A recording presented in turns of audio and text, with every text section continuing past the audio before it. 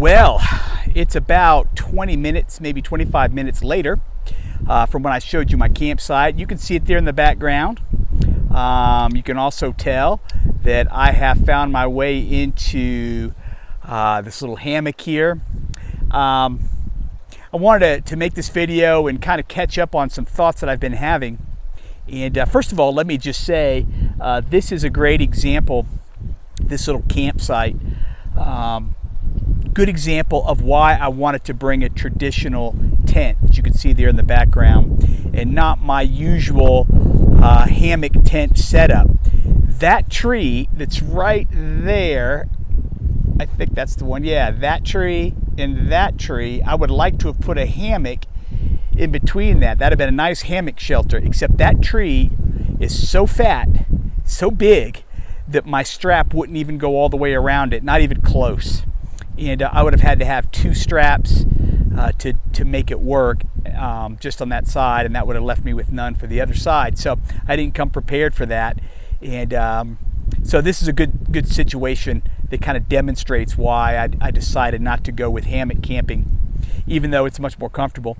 But honestly, the tent that I've been using is plenty comfortable, and it's pitched up nice and tight. You'll hear the wind blow through here a few times as I make this little video, because it's really whipping. So I staked that tent down really good, and it should hold up fine to anything. And I'm out away from the tree enough. If some limbs fall, I should be safe. I made sure that there's no way that I'm going to get flooded. It's not expected to rain. I mean, this is California. It's not going to rain, so no worries there. It's just the wind. And my suspicion is that that there are active bears in this area. Probably don't need to worry too much about food, but I always hang bear bags. I always keep a bear-proof campsite anytime that there's even a possibility of bear.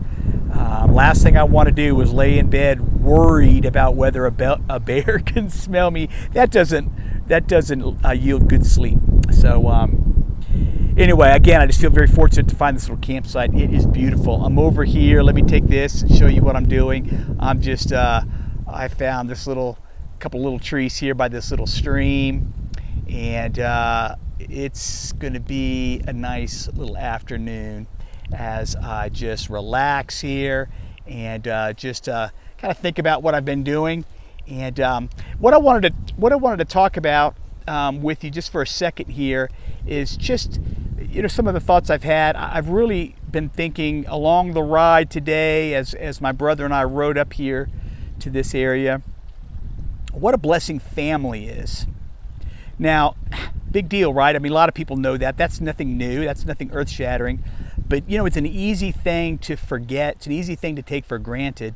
I haven't seen my older brother in years. In fact, I haven't seen him in this way in years. Now, we have seen each other for a day or two when we have to gather for family situations, funerals and so forth. That's never fun, So I have seen my brother on those kinds of occasions every couple of years, but to spend significant amount of time where we can just enjoy each other's company without the worry of of all that other stuff that's going on in life, it's really nice. And it's just I can't tell you how much easier this long trip is knowing that I had my brother on the West Coast.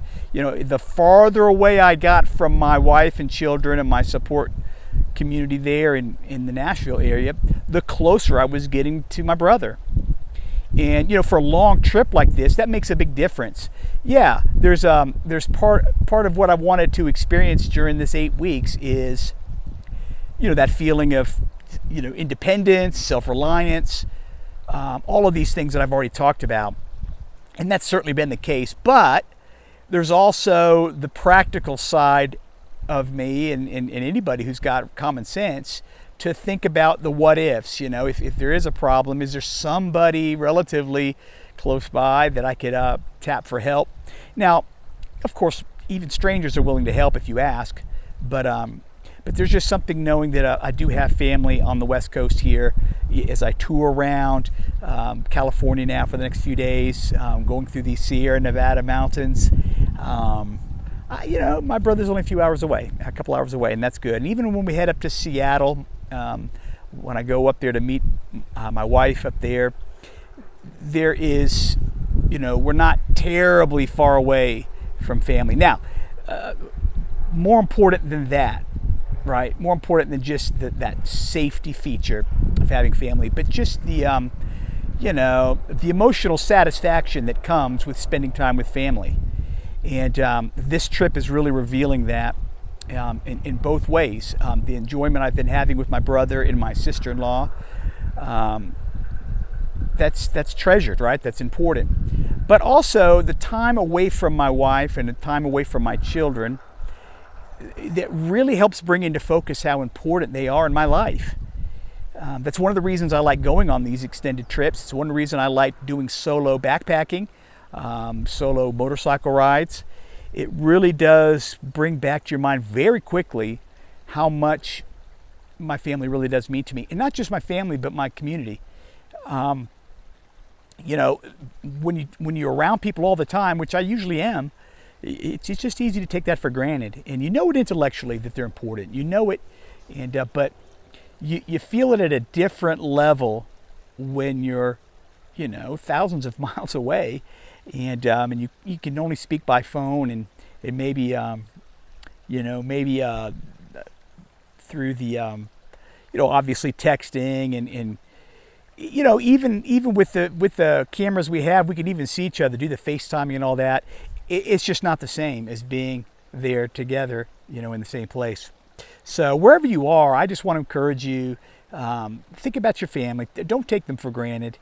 Thank God always for them, and take full advantage of the time you have with them. None of us are guaranteed tomorrow, and so we certainly should spend as much quality time as we can with our family.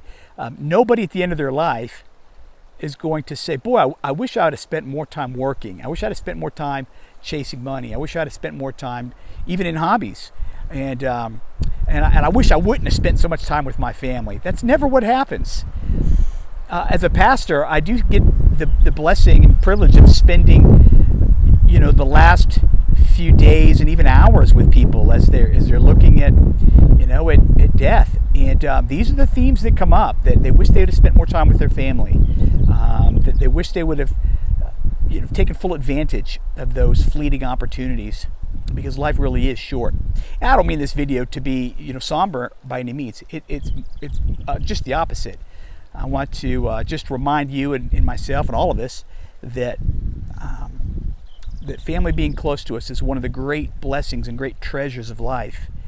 And as enjoyable as it is being alone and experiencing, this wonderful isolation like I am, it pales in comparison to having family, to having friends, to being a part of a community that that cares about one another.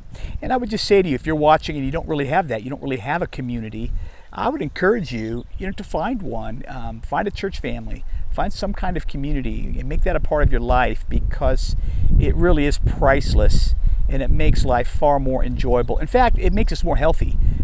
There's many studies that demonstrate this. The people who have, interpersonal connections with other people are healthier, live longer, and so it's really it really does demonstrate that we are created to be in community and created to be family. I think that's why the family unit is that core unit that we find in the Bible. All of the way God structured everything in His for His people in the Bible, it's always centered around the family unit. It's not an accident. It's the way we were designed. So just wanted to say that. This is just another way of saying thank you to my brother and my sister-in-law Jane for being such great hosts. And as I spend the next couple of days isolated out here, they won't be far from my mind. And I say to my wife LaTanya, my son Sam, and my daughter Madison, I miss you, and wish you were here with me. And it'll be just a few. It'll seem like a blink of an eye and I'll be back. But anyway, just wanted you to hear that from me. Meanwhile, thanks for joining me, and I'm going to just turn the camera here just one more time and let you see my beautiful campsite. And wow, I'm so blessed that I was able to find this spot. As you can see, I'm in my hammock. I put my shorts on, and I am going to just bask in this delightful breeze and enjoy this beautiful day. I've got several hours of daylight left, and I'm going to sit here and snooze and take full advantage of such a glorious day. Thanks for joining.